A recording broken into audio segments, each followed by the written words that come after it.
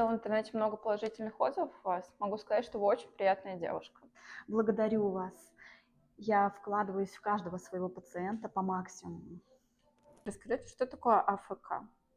АФК – это адаптивная физическая культура, комплекс упражнений для реабилитации людей с ограниченными возможностями, нарушениями здоровья, в том числе инвалидов, направленный на их реабилитацию, социализацию и улучшению физического состояния. Включает специальные тренировки, такие как йога, плавание, АФК и танцы на колясках. Адаптирует упражнения под диагноз и оценивает динамику.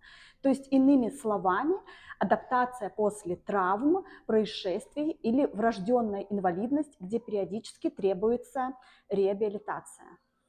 Танцы на колясках, то есть реабилитация и адаптация к нормальной среде? Да, и преодоление психологических барьеров, препятствующих полноценной жизни. Учим приспосабливаться к изменившимся условиям существования.